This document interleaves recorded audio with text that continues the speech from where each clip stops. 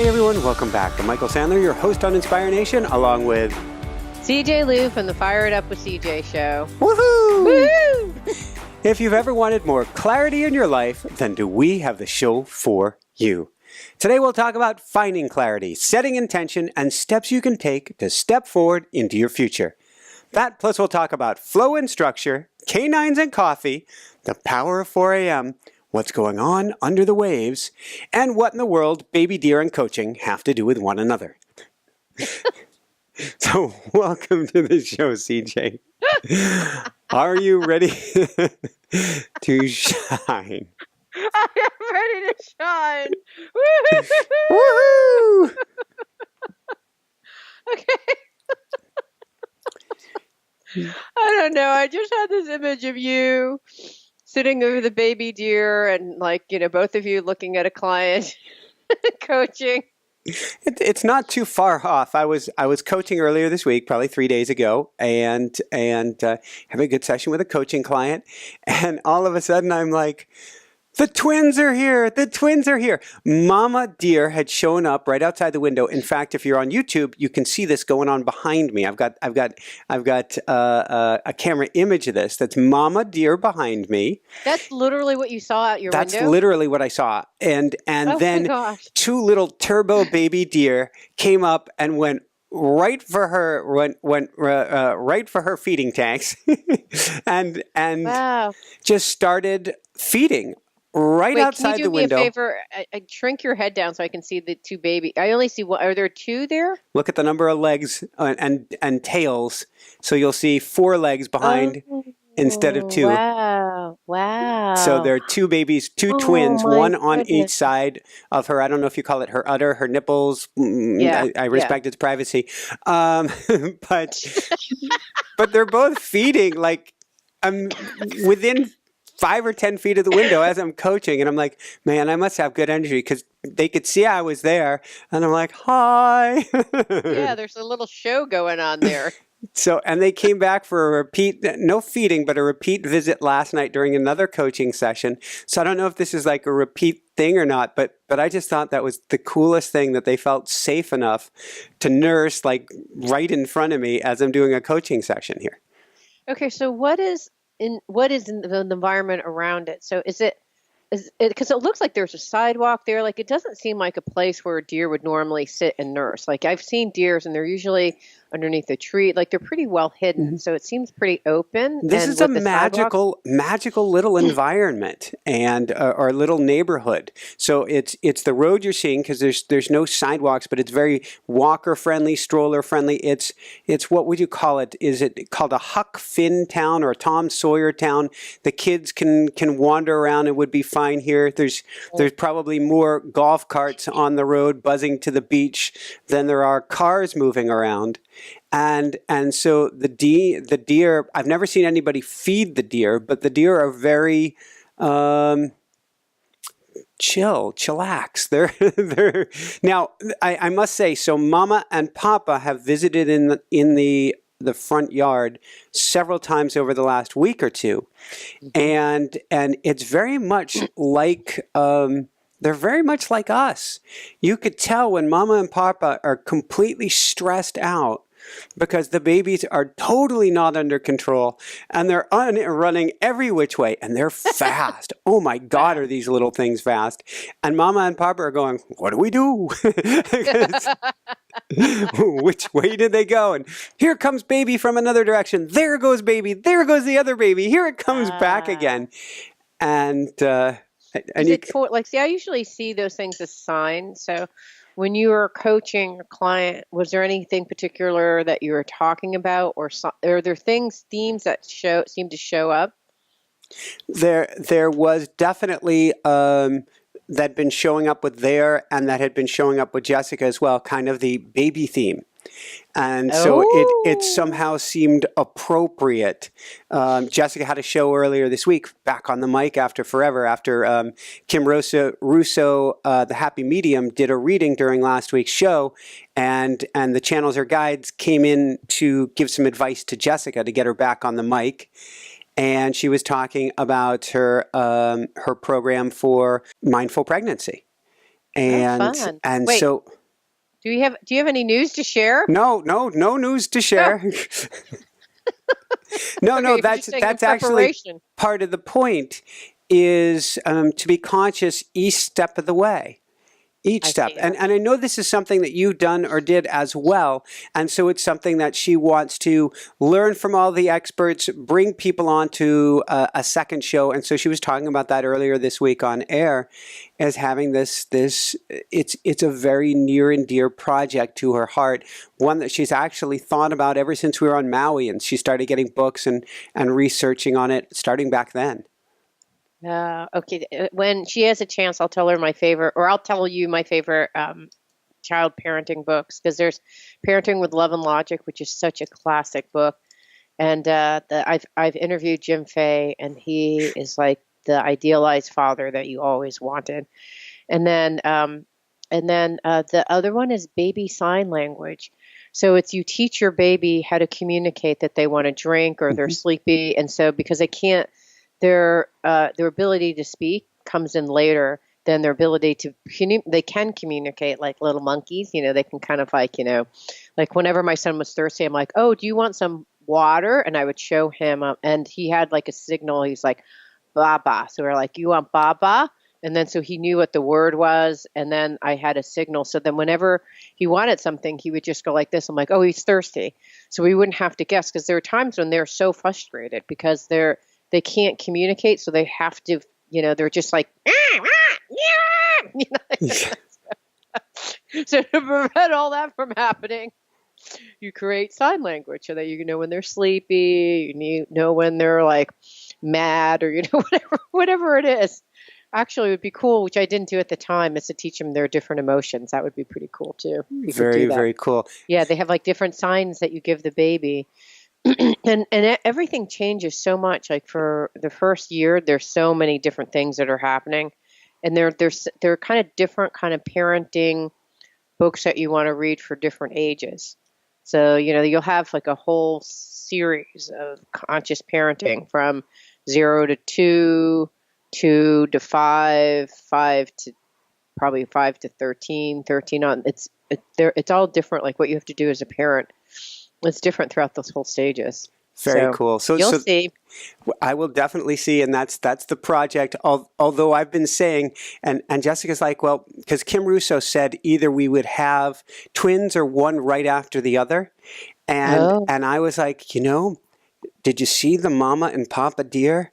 I'm like, no deference to people who have twins, but kind, gentle, easy, good. I'm okay with them coming one at a time so I it's can hard. stay Twins are really hard. somewhat grounded.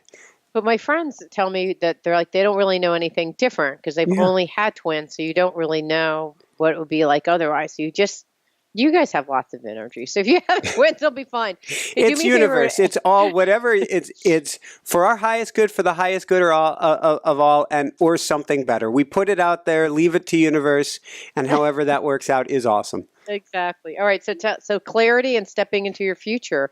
That's the theme, huh? Yeah, that is the theme, and I joked about this place, Canines and Coffee. I've been taking Jessica out about once a week, and I've actually been doing coaching sessions with her, and Oh, it's been really fun. We all need to be able to step back, get outside of our bubble, get an idea of our blind spots, and either where we want to go or what's resonating the most for us. And so it's been really hard for Jessica to do that with the go, go, go here in the studio with all the work. Even when she's taking breaks, it's not stepping maybe far enough away from it. And so we've had some real fun, and I've been surprised. I've had some real fun doing this with her, of being able to step back and kind of take a higher level, as best as I can, neutral perspective on it. I fully admit when we're doing like muscle testing or something like that, and I'm going, I may have a bias on this one right. because Right. I'm very close to it. But it's been very special working with her to see where she wants to go, what's important to her.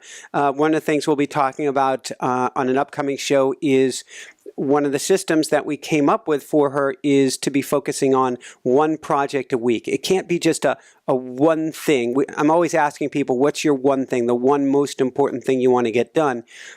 But maybe the one thing for us right now, because we're trying to run a show and we have a book and we've got other pieces of the puzzle, coaching in the works, is to do one project at a time, separate it out. So one week has one theme, another week has another theme. And that came out of the coaching work that we did together. So that was really cool as well. Cool.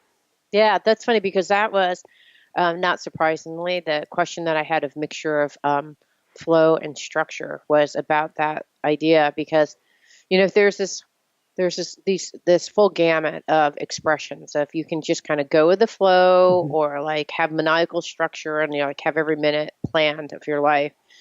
And there are things like the radio show that keep you disciplined, like every week. For me, at least, what it looks like, you actually have 5 shows, but for me, I have to read a book, I have to think about the questions, I have to interview, and I have to do a video edit. Like those are the bare minimum. You have that times 5, but for 7, 5? 5. 5 for the summer right now. We'll see for the fall. Yeah. So, that requires you to have a lot of like some discipline, right? There's some form. And then there's a whole bunch of stuff that, I would like to do. I'm kind of midway through completing. Like I had those group coaching sessions that I had with this corporate client, and I've been typing up notes, and that's like they're not asking for it, but yet I think it would be useful to include for how them move forward. And so there's this kind of, well, should I just do them when I want to? Should I just wait until they ask me? Like that would be kind of the flow thing. Or should I just try to drive it to completion? Because that's more like my own personal style. Like I don't want this hanging out there. I need to drive it to completion. So this whole flow versus structure is really something. So this, for the last couple of weeks, I've been just going with the flow. And I think I had a misunderstanding about what that meant, in that I thought, okay, I'm just going to be open, and whatever arises will be what, I attend to. And so it's just been utter chaos. Aha. Yeah. So, okay. So here's what I was doing, and here's what, you have to take steps onto a path, right? So here's what I was doing is I'm just going to open myself up and respond to what's happening versus reacting and being on top of everything. If I can just respond and wait. So my son's going to college, and there's like 100 little things. You have to get him the ATM. We have to get him beds and sheets. We have to actually go figure out the insurance thing. There's like literally like 20 action items that have happened during the summer. They kind of pop up out of nowhere. What are we going to do about 529?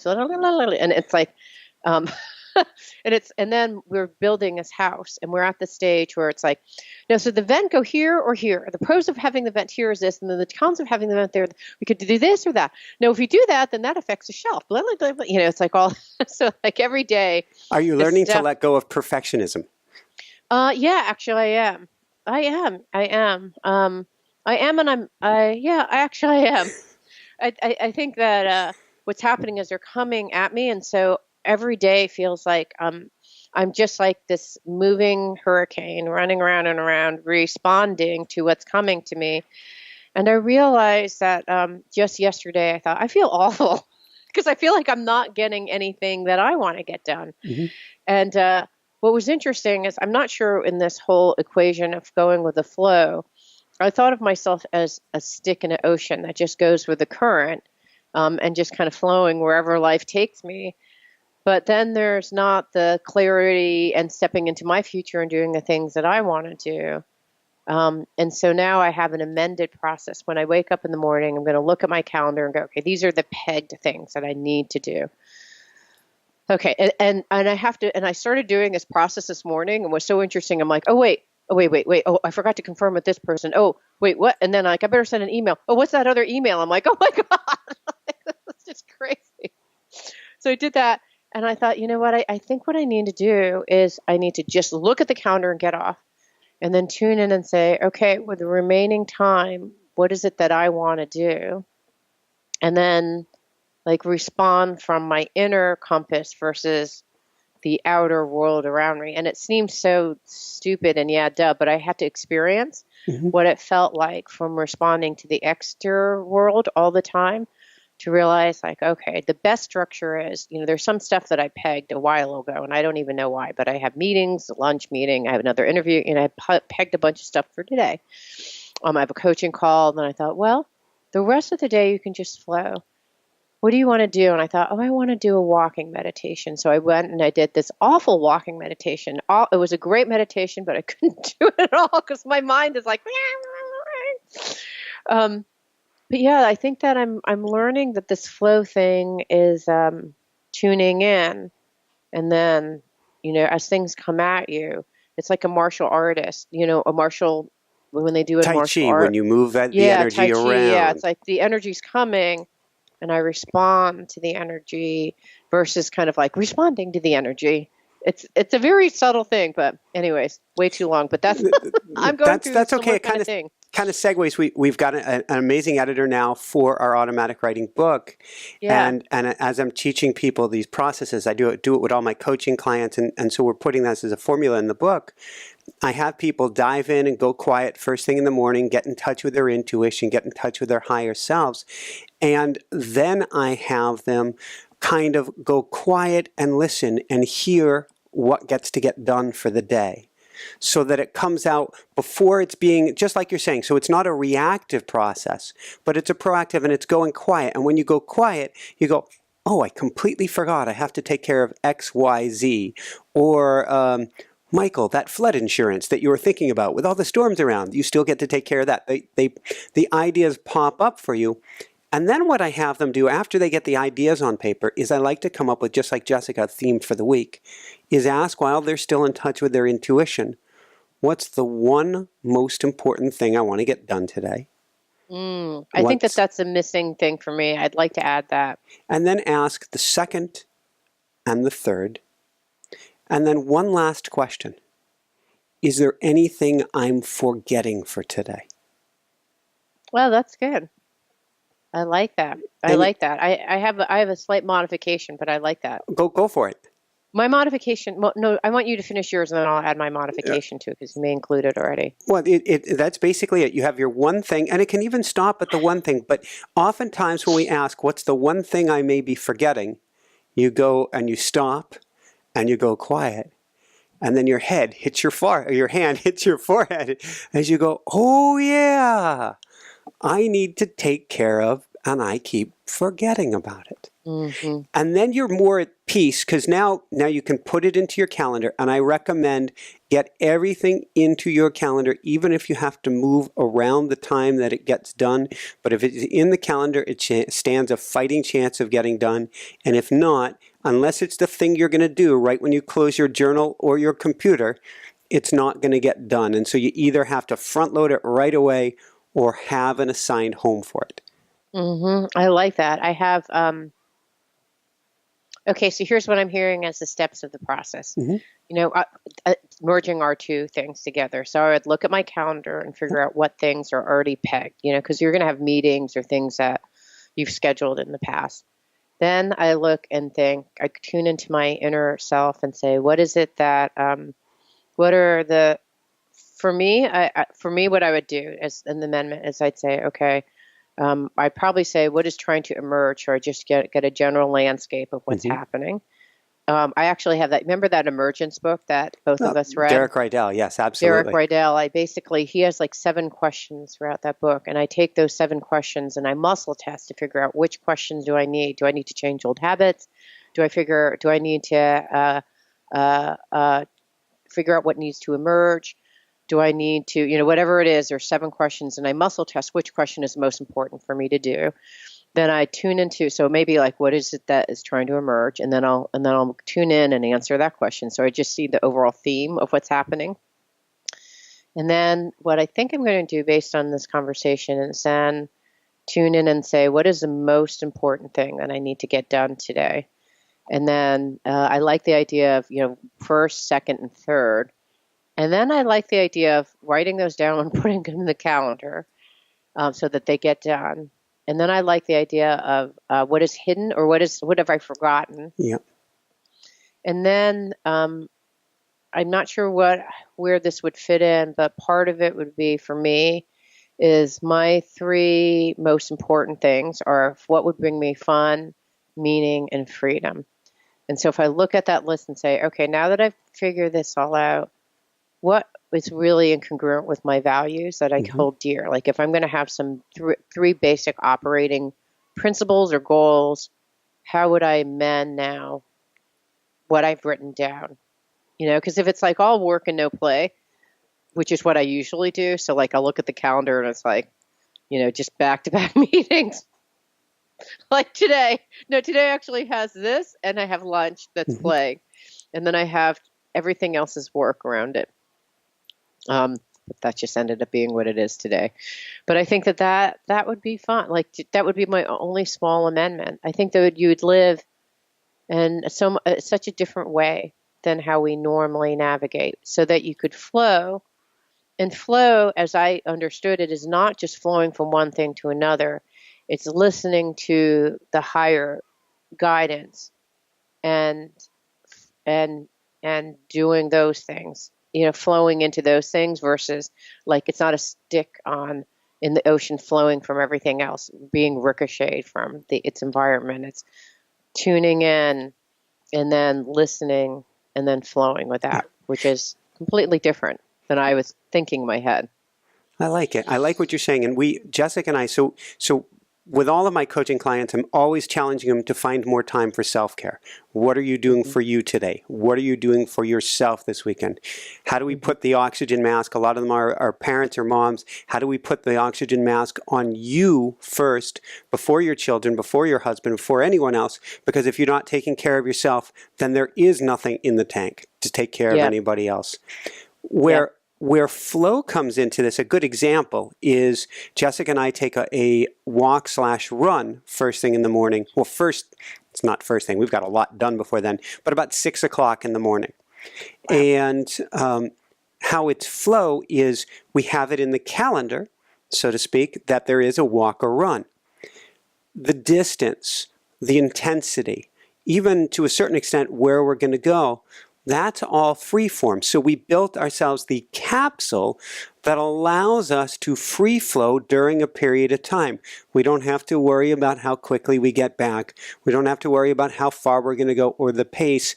That way there's not that rigid structure. It's like you're saying, a lot of us have enough structure in the rest of the day that we want to build in periods of flow and, as you're calling it, fun and flow. Mm-hmm. Yeah, and structure. Well, and I'll just reveal what, for total transparency, this is what Michael and I do before the show. He actually writes a little list, and now I'm actually writing a little list, and then we put the little list together, cuts and pastes it. In this case, I don't see yours, but normally cuts and pastes all the stuff that we're going to talk about, and we try to talk about all of it. We have no idea what order we're going to talk about it, if we're going to talk about everything or anything or what proportion. Like we have no idea. And I have no idea what Michael's going to even bring. And I have a certain idea of what's happened to me over the week. But then it all knits together in some beautiful, bizarre way. I mean, that's life. I'm not even sure. We have no idea where this, if you ever thought we had a plan, aside from like writing down what each of us is doing for the week, there is no plan.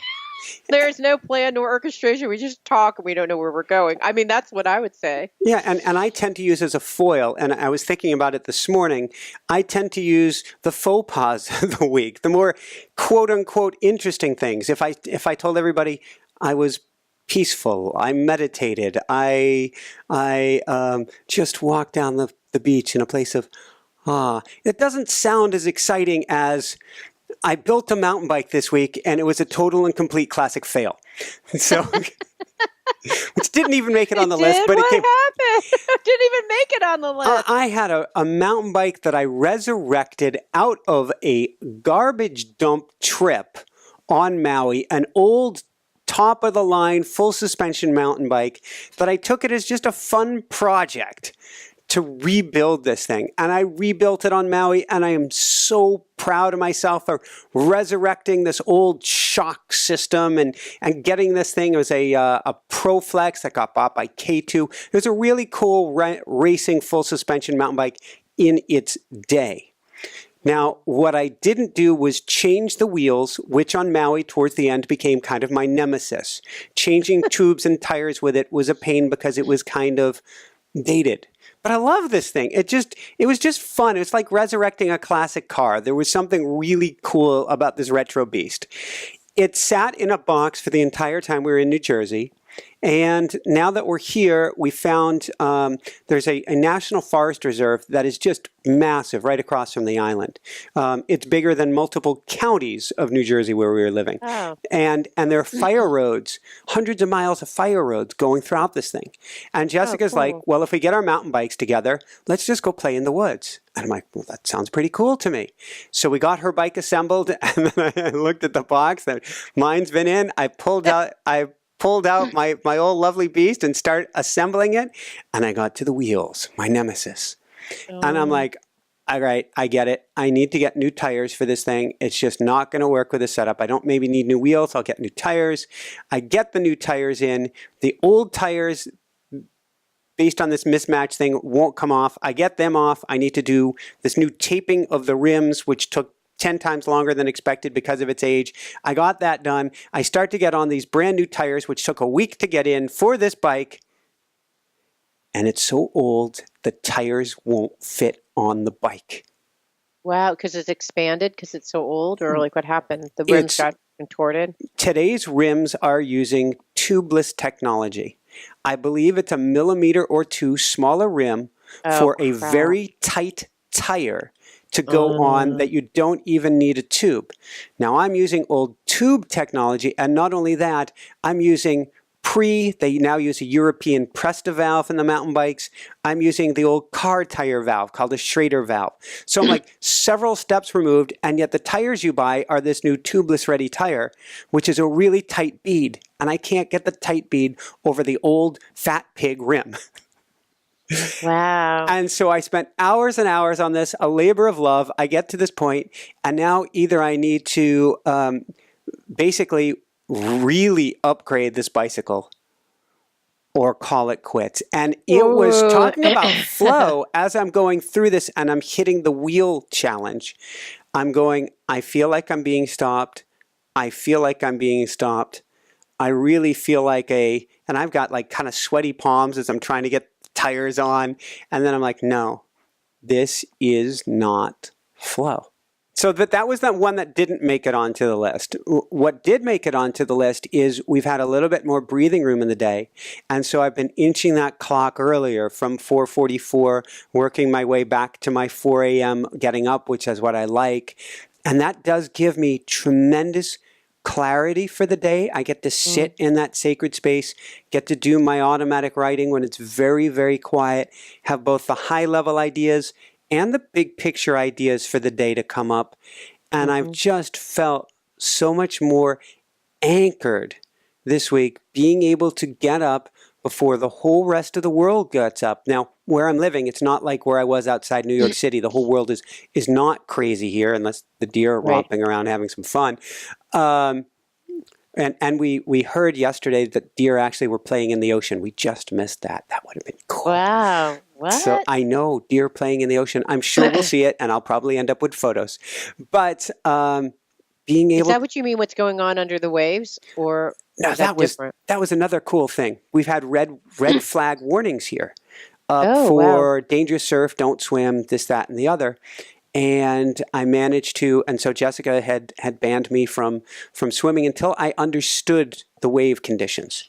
So I'm not the best swimmer out there, but I'm a very confident swimmer in conditions I understand.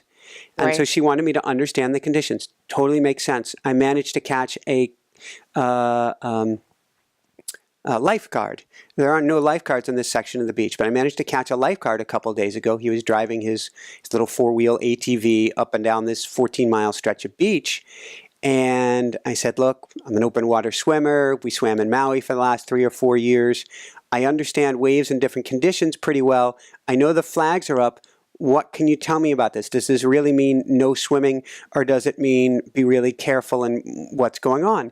And he said, for experienced swimmers, it's okay to be out there. We just don't want people coming in who are coming from lakes and stuff who don't understand the conditions to know that this can pull them out very quickly if they don't know what's going on. And it can also Right. take them down with a wave, like you experienced on Maui.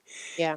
And he said, but for yourself, if you have experience with this, that's not a problem at all. And so we spoke, and I picked his brain quite a bit to understand the conditions and understand conditions coming up. For instance, end of July, it's advised that I take a month off from swimming here because there are jellyfish that migrate north, the man o' Oh, wars. wow. Yeah. And I don't need to swim with the jellyfish. So after I, yeah, that sounds like I'll have some sort of a movie, Yeah. a book, Yeah. swim with the fishes. Swim with the jellyfish is like a horror movie. Yeah. But after I spoke with him, the first Okay, thing, arms of the angel break. oh my gosh. Sorry, So go ahead. for those watching, she's spraying some sort of calming spray. So after he speaks, I said, thank you. He drives off, and I immediately walk out to the ocean, and you can see a whole bunch of waves breaking around, and I walk out into the waves, and I dive in, gently dive in, and beneath the waves, calm, peaceful, bliss. It was so quiet. And so I'd come up, take a breath. It's not like I was going to get careened by waves. It was more dramatic looking with the red flag than anything. And then went back down under the water. And for about 5 minutes, just had the most serene experience. And I thought it was very symbolic for life, that these waves we see crashing all around us, if we go to a different perspective, it's really, really calm. And that can be the inner journey of meditation. It can be taking things to a higher level. Music. Jessica went to an event last night with singing bowls. There's so many different ways that we can step out above or beneath the waves and just find incredible clarity and peace. And I came back from this experience. It was between coaching or something, or an interview. I had only a half an hour break. So I spoke with him, dove in the water, and came back like, like a kid cool. who just raided the candy shop. Wow, that's interesting. I had very similar conclusion coming from a different angle, but I think we talked about this last week, and we talked a little bit about this this show. The American way is about going and getting it, making things happen, seeing things to the end. It's just this kind of like this. There's this drive and go and get it. There's that kind of mentality. And I'm beginning to go, well, wait a second.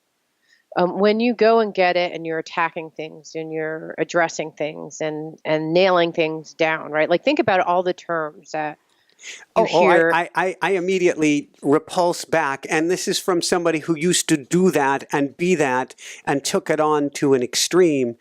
But it's no longer my ethos, and I don't see it as a working model for us as a humanity.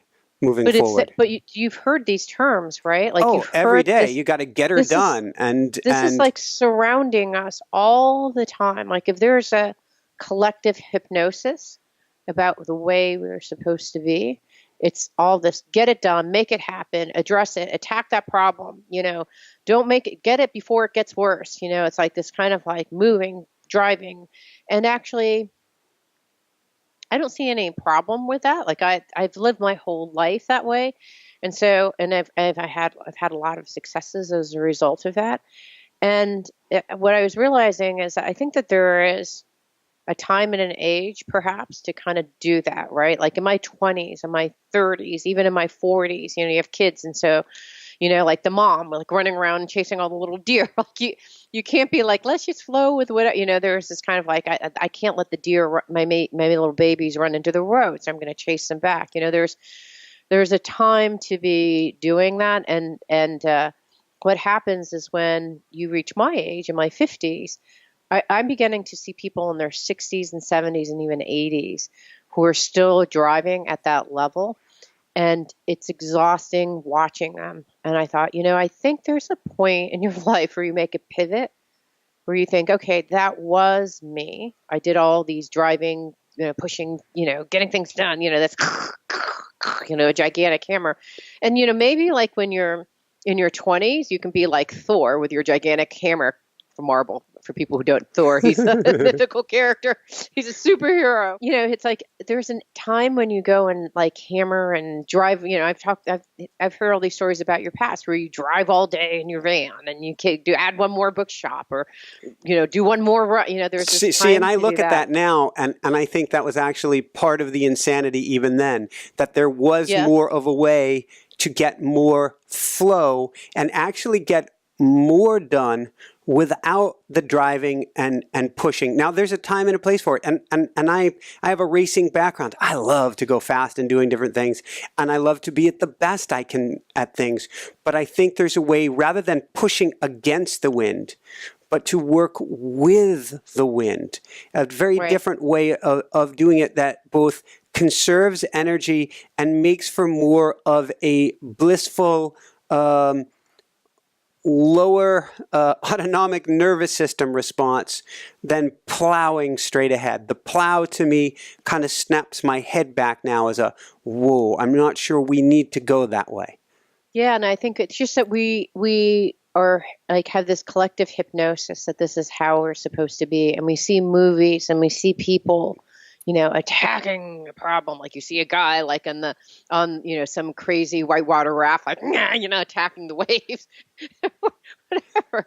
And as you probably as you describe, even in those very athletic events where you are really pushing, there's a way to do things and not push through it, but flow with it. And I'm beginning to think about that a little bit more because, as you get older, you have a whole tank of energy, right? And your tank of energy in your 20s is colossal, right? It's like gigantic, like an airplane fuel tank.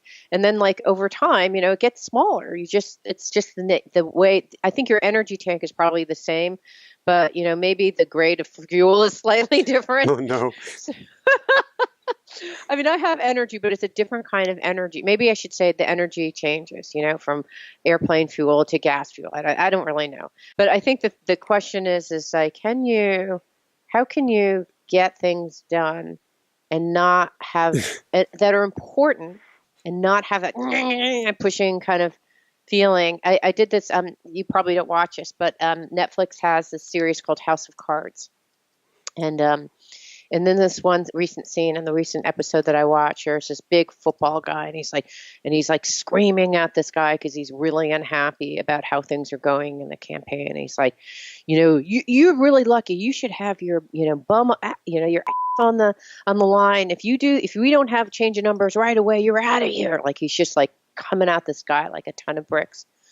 And the guy looks at him and he's very quiet. He said, so this is along the lines. He said, if you ever talk to me like that again, I will no longer work for you and I will bury you so that you will never get in any campaign again. You will never win any campaign again. But not that I like what he said, and I think the energy exchange was like the words were not appropriate, but I think, because you would want him to say something loving and he just went like, But it was an interesting thing, and I thought, how could, someone say to you, Michael, the water heater is broken, and you go, okay, hold on, let me finish whatever I'm doing, and I will respond, and not from oh my God, the water heater is broken. So that's what I'm contemplating, and it seems like you've had a lot of experience with that. Well, I have, and the wiring I grew up with would be oh my God, the water heater's broken. It's the end of the world. Yeah. That was the training I've gotten, and whether it's Jessica, the kitty cats, the 2x4s that I've had in life, or the significant time that I've spent meditating. I was on Adderall and Strattera and all the ADD meds, both. Well, I guess I was on Ritalin first as a kid, and then as an adult I was on this other stuff, and then I said there has to be another way, And the other way that got me out of this reactionary mode of this ADHD gone mad was to start to pay attention to my energy, pay attention to how it's barfing out all over everybody around me, so that when the water heater does go, you're like, yeah, isn't that special? Now, quick, pick up the books before they get wet. But that's So how taken a did lot of you? work. Yeah. So you're no longer on. Is ADHD something that you grow out of as you age, or what happens? No, but, well, there's a certain amount of, you like you're saying, you run low on fuel one way or the other, so your symptoms may be a little bit more masked as you get older. And I'm not even saying that ADHD to me is just along a spectrum, and it's such a common malaise today, if we want to call it that, because we're bombarded with information from 1,000 different directions. We're completely disconnected from nature. We're completely disconnected from what is real food. We're overstimulated, hyped up, and then it's very rare for us to feel like we're doing our calling. When you're on path, on track, on your purpose, or found your calling, then that hyped up energy becomes the greatest gift and tool in the world. For instance, I focus that energy, Ah, and I have a 5-day a week, what was a 7-day a week show, by being able to harness that energy. mm, I did, however, have to put in my nature time, my better fuel, my meditation, all these pieces to calm and quiet and focus the mind. Sort of like you go into an eye doctor and they give you, is it better? Is it worse? Is it better? Is it worse?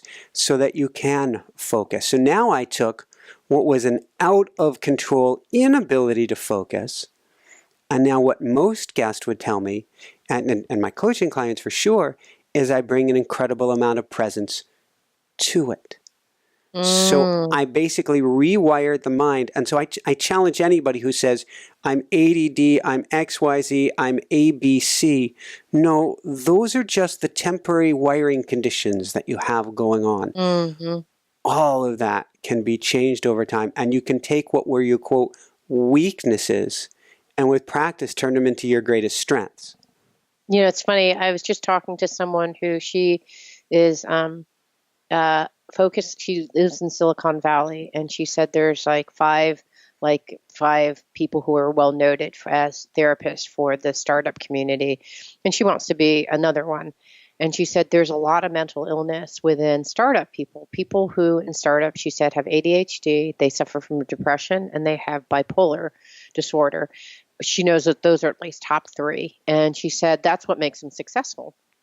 Because the ADHD, she said, as long as they can take that ADHD and focus on something they love, it's great because they have the energy to they can take all that energy and like harness it in one direction. And but it's a part that you were talking about. They have to actually find the time. She didn't say this, but what I'm hearing you say is that it's like, but you have to really get super focused about what you want and what brings you joy. And if you do those two things, then you can take all that energy and like focus in on one point. And then the ADHD is a gift. Yeah, and I love how you put that. That was my theme I wrote a book for ADHD students years ago, College Confidence with ADHD, or with ADD. And I said, it is a gift. I call it having a hyper creative mind. But you need to find that focal point. You're so right. I would argue it's for people with ADHD, but I would argue it's for anybody today, that the world is so hyped up that if you don't find your passion, your joy, something that gives you, that allows you to unwrap the gift that you came here with, that's wrapped around each of our hearts. If you don't find that, you feel like you're completely spun out. And it's so easy to be spun out today, even without a label. For those who have ADD in particular, or who have that label, it tends to be even easier to be spun out. And it becomes doubly important. I say, if you struggle with your attention, if you struggle with your focus, then you absolutely owe it to yourself to figure out, or if you have a child who has this, to figure out what you like doing and forget about what everybody else says.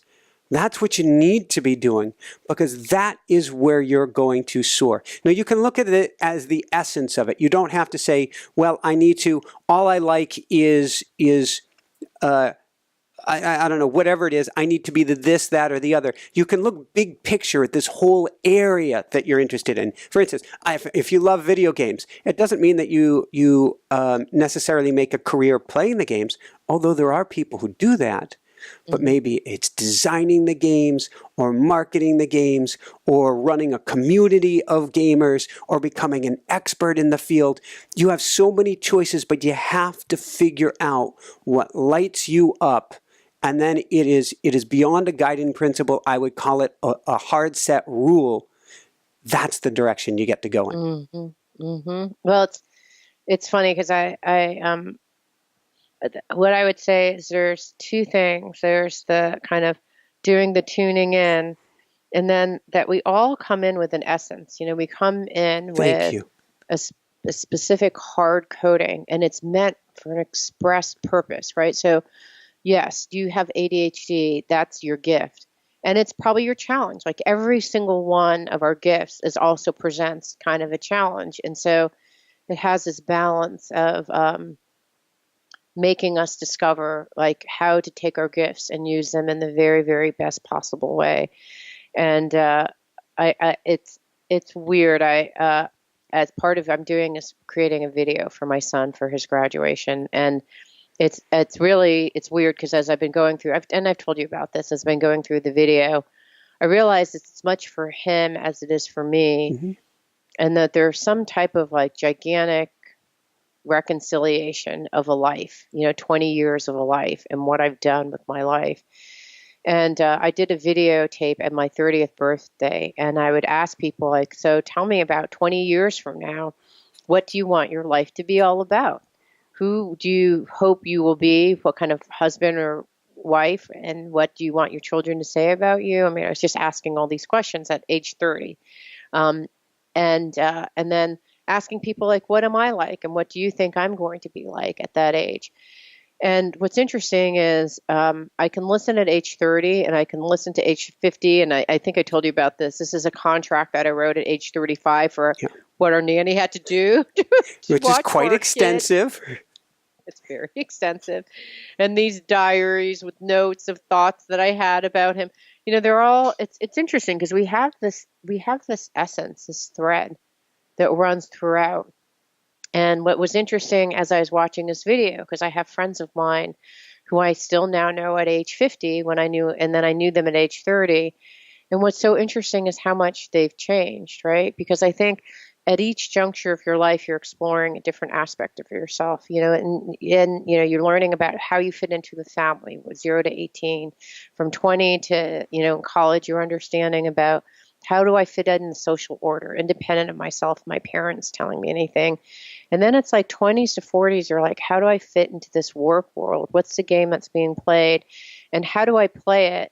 And what I've realized in that 20s to 40s to 50s is that when people start playing that game, and I saw it myself, even in the video, you start losing, the essence is always there, but you can easily lose your way. Like you can be hypnotized by the grand game of, corporate game or medical game or racer game, like whatever game that you have. And that each time it's like, if you don't do that thing that you're talking about, focus back on like, what brings me joy? What do I love doing? Who am I? I think you can lose yourself. And what's interesting is I think I did lose myself. Like at the age 40, I'd lost something. And then I literally let go of my corporate self to understand my parent, like my mom self. Cool. And so the last, 20 years have been like, okay, now I'm going to explore how do I put others actually even before my own needs, because you need to at a certain juncture in your life. And now I'm looking like, wow, look how much I lost myself in that period and juncture of my life too. So you always have these like explorations at different parts of your life, understanding parts of yourself. And then the challenge is not losing that part, right? To keep focused on the core and who you are, your essence, what you love. Because otherwise, like that's really, if there's a flow, that's the ultimate in flow, right? That's the ultimate in flow. And when you do that, it's the ultimate in clarity, right? Which is what the whole, clarity and stepping into your future, because you're moving from a well-informed, conscious and intentional place versus, reacting, or being hypnotized by the grand, story that we all tell ourselves, including that I have ADHD and I can't do all these different things. You're like, no, that's just a story, Bingo. Throw it away. Yeah. I love Those it. are my thoughts. Woohoo! Woohoo! I love the words. The word essence to me is so important, and I'm always challenging my clients. What's the essence? What's the essence of what you want? What's the essence of your dreams? Because that allows for the or something better. And I always challenge them when they're doing automatic writing. The second question that I want them to ask. First question is always, what do I need to know today? The second question is always, who am I? If you start the day, if you start your week continuously asking, who am I? You cannot go too far off track. You may choose, like looking at a gemstone, you may choose to work on one facet, like the corporate facet of CJ, the parent facet of CJ, but inevitably you will keep coming back to who you truly are. And that's the beauty of this journey. We can't do it all at once, but if you keep playing with the different facets, then you get to be this whole, somewhat rounded, we could say, but definitely more grounded individual who has not lost touch with her or his essence to bring it home. Yeah, well, if you forget that facet, you start staring at that facet of the gem and say, that's me, then you lose the core of who you really are. And I think that that's what happens. A lot of people, the work me is the only me, right? And they forget that there's an essence. And I saw that happening in myself. And there's always it's always snapping back and having that point back, like going out and then going in and going out and going in. Because I think if you don't have that point, and the hard thing is, like you're saying right now, we're in a society where there's an email, there's a phone call, and then there's something else that I have to rush to, and then I've got to go do Pilates. Like there's all this stuff, right? That's kind of pushing us to get distracted and not go on the inside. And then we focus on the facet, and then we lose the core of who we are. And I just saw that sadly in the video where I saw people. I'm like, wow, they're so different now. And I'm sad because they've lost who they were. I mean, I can look at myself, and luckily for me, like when people were describing me, they're like, you're fun loving, you have a different perspective on life. Like you always are trying to push, like all the kinds of stuff that I am now is what I am then. That's what I was like then. And my guess is that's probably what I was like, because people in high school, they're like, you were always such an unusual person. You're always had a different aspect on things. And I always loved how you kind of just stood by yourself and did your thing, regardless of what other people thought. And that's exactly what I'm like now. But it's interesting to just see all the, your core still stays the same. Whether you remember it or not is another thing. Or whether you stare at the facet and forget the gem that's really there, right? The essence. Anyways, yeah. So any closing thoughts for you? Step back. Step back. Step back again. It's sort of like, is it different apertures on the camera? Get a wider perspective, and get a wider perspective still of who am I? And I'm always one for saying, I challenge people all the time, get back out to nature. Get someplace grand, get someplace big, get someplace you can think. And if you don't have that, at least you have a not so cluttered room in the house where you can literally just lay down on the carpet and be. If you take the time to just be, you can start to get back in touch with who you are, and you'll get greater clarity for your day, for your weeks, for your years ahead. Clarity is very simple. We have to clean the lens. And to do that requires stopping for a minute. Can I share one last story before we close? Because it's related to all of this. And it's a really fun story, and I can't believe I forgot it on the list. But we in a couple of episodes before we were talking about a book and how hard. I always get this comment about writing a book, and I feel like the universe is trying to tell me to do this. And so I've been doing work, and I've done some past life stuff. And for me, there have been many past lives where I've written and then been killed for the stuff that I've wrote. So book equals death is really hard coded in my fear world. And so I've been working slowly on chunking that out. And then finally, I did a big piece of work removing these past traumas from these past lives when I've been killed, like buried alive and burned, whatever, for writing. Were you at the Salem witches trials? Probably. So I cleared that stuff. I still have work to go, which is why you still see me being a little bit exasperated. So I'm on the journey towards healing and moving towards that. But I thought, you know what? What are you doing? You cleared that. What are you doing about writing this book? And I tuned in, and I thought, I interviewed this woman, Brenda Peterson, about 2 years ago, and she had put me on this waiting list to write a memoir. And I thought, and I tuned in the morning, first thing in the morning, I tuned in. I was like, what do I need to do? And I emailed Brenda Peterson because she has had a cancellation in her class, and you're going to get into the class. And I thought, okay, well, all right. So I emailed her and I said, hey, I don't know if you remember, blah, blah, blah, blah, is this class? And she said, that is, so then I get an email 1 hour later that says, that is so weird. I just had a cancellation in this class and now you can join. And she said, and weirdly, you're on the top of the waiting list. And I thought, okay. Insert so when you Twilight Zone music. Yeah, when you tune and you listen into stuff, and you respond, the world responds back, right? It's a dance. And so you will be rewarded, because sometimes it's like, yeah, right. Yeah, I'll try it. But that's my recent example of the magic of what happens when you do that work. And in your case, or in all of our cases, go with flow. Yeah.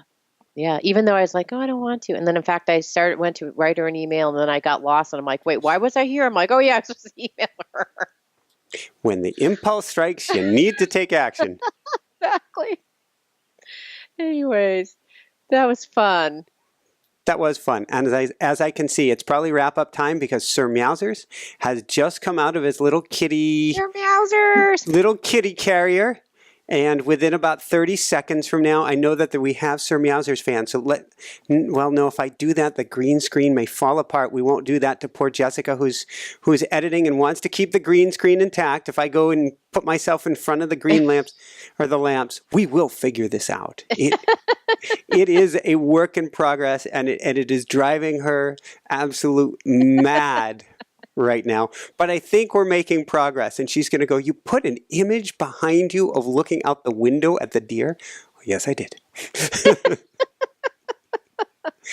On that loving note, for everyone out there, this is Michael Sandler and CJ Liu saying, be well, have fun, go with flow, step back, and get some clarity on your life, and shine bright. Woohoo! Oh, that was fun. That was really fun. Thanks so much for watching. If you enjoyed it, be sure to like below. Also, leave your comments. Have some real fun with it. Subscribe to our channel where you're going to get more great videos, more interviews coming up. And check out our website, inspirenationshow.com. That's where you'll find tips, blogs, information, videos you won't find anywhere else, and useful and helpful resources to really help you kickstart your life and to shine bright. Thanks so much again. Thank you for your support. Like, comment, subscribe. See the website. Thanks so much and have fun. Of course, shine bright. Woohoo!